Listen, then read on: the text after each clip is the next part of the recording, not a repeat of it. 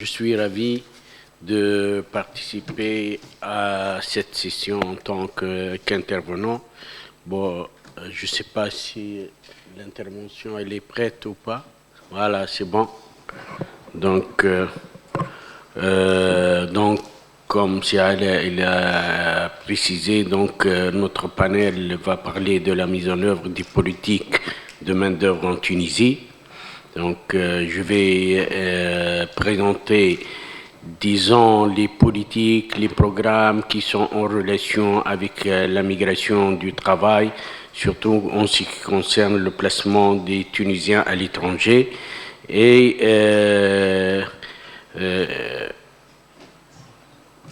donc, le plan de cette intervention, on va parler surtout de l'état des lieux de la migration à travers quelques indicateurs, les axes de la stratégie nationale de l'emploi international et de la protection des droits des travailleurs migrants, les programmes et projets de coopération,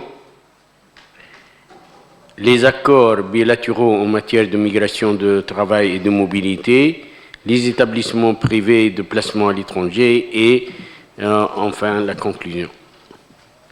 Donc l'approche tunisienne en matière de migration de travail se base sur la promotion de la migration organisée et la lutte contre la migration irrégulière, vu les conséquences qui peuvent être néfastes pour le migrant en état irrégulier, dans un état irrégulier. Donc ici, on va, disons, le traitement des questions migratoires s'inscrit dans le cadre d'un dialogue entre notre pays et les pays d'accueil afin de trouver les solutions et de promouvoir une migration régulière basée sur les droits de l'homme.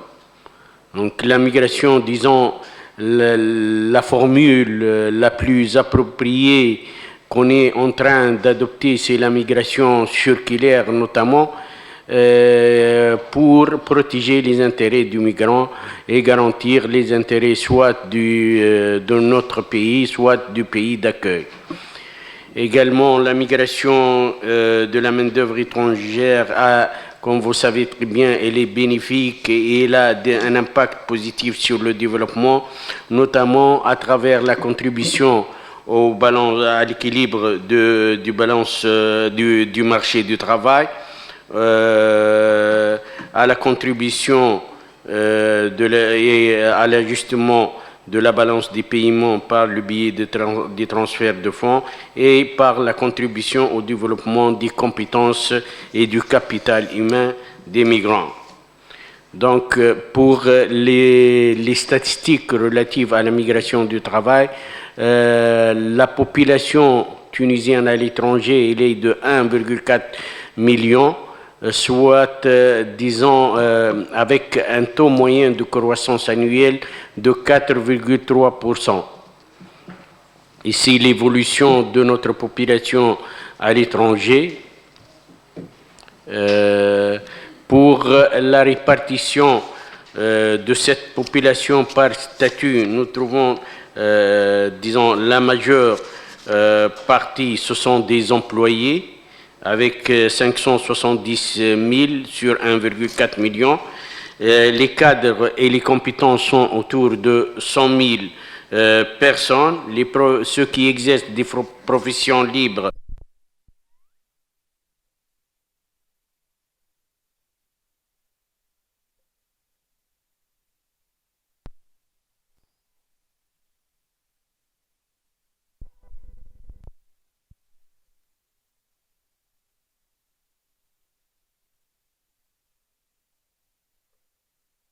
avec un taux de 88%. Les autres, disons, au niveau des pays arabes, 6,3%, et au niveau du Canada et les États-Unis, c'est-à-dire l'Amérique du Nord, 3,3%.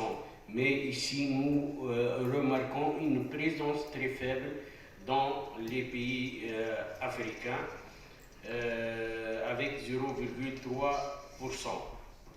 Pour la répartition, excusez-moi,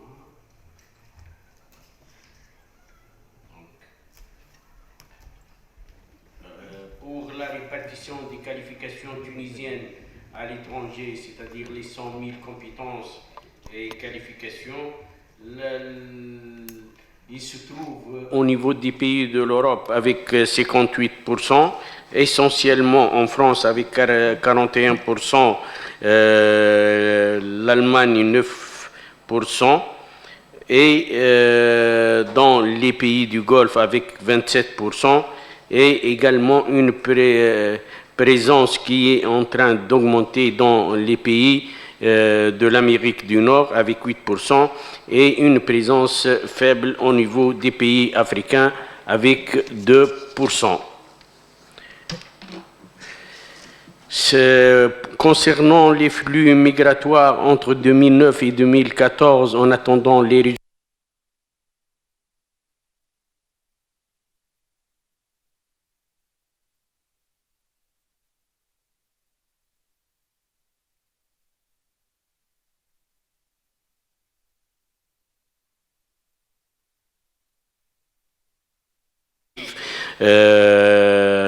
variés, c'est-à-dire nous trouvons 73% des 13 000 qui migrent pour motif de travail, 14% qui migrent pour des motifs des études et 11% pour un motif de regroupement familial. Si on prend la répartition par genre, nous remarquons que les hommes migrent essentiellement pour motif de travail avec 82% et suivi pour le motif des études avec 12%. Par contre, pour le genre féminin, ils migrent essentiellement pour un regroupement familial avec 41%. En deuxième lieu, pour motif de travail avec 32% et pour motif des études avec 25%. Pour ces flux migratoires, nous remarquons que 40% des migrants ont un niveau secondaire, suivi par, disons, 24% ayant un niveau supérieur. Et la tranche d'âge la plus concernée par la migration, c'est entre 15 et 29%, avec un taux de 74%. Concernant la stratégie nationale de l'emploi à l'international et de la protection des droits des travailleurs migrants, c'est une stratégie qui a été élaborée donc, dans l'objectif d'avoir une vision à court, à moyen et à long terme sur les orientations stratégiques en matière de migration du travail. Les axes de cette stratégie, nous trouvons assurer une gouvernance efficace du marché du travail à l'international. Le deuxième axe, c'est la mise en place d'un système d'information et un système de veille intégrant les impératifs évolutifs du marché du travail national et international. Le troisième axe relatif à la prise en considération de la dimension migration du travail dans les politiques et dans les programmes liés à la formation et l'enseignement supérieur. Le quatrième axe est relatif au système d'intermédiation dans l'emploi à l'international. Et le cinquième axe, que cette stratégie soit au service du développement économique et social du pays. Le quatrième point concernant les programmes et projets de coopération, donc nous trouvons essentiellement les programmes suivants.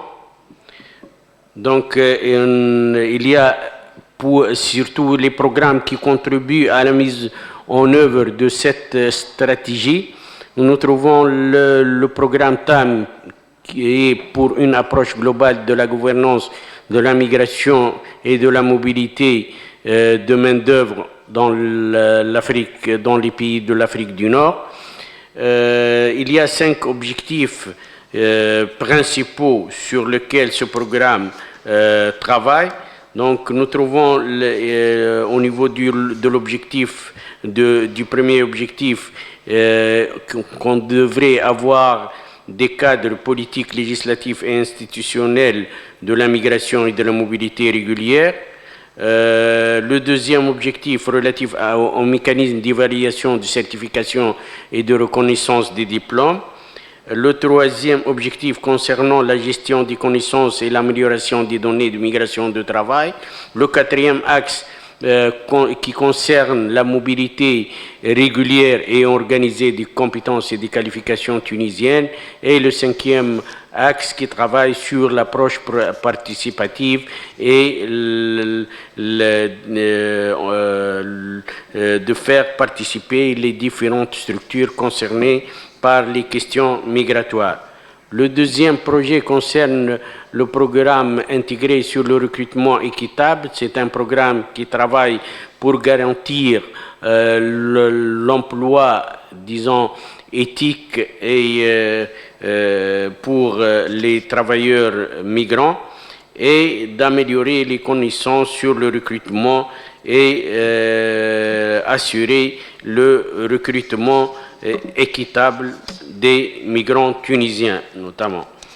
Pour le cinquième point relatif aux accords bilatéraux, nous avons des accords bilatéraux avec la France concernant la migration régulière, concernant le développement solidaire et l'aide au retour des migrants tunisiens. Nous avons également un accord avec la Suisse en 2012, qui a été signé en 2012 et qui concerne le placement des jeunes professionnels sur le marché suisse.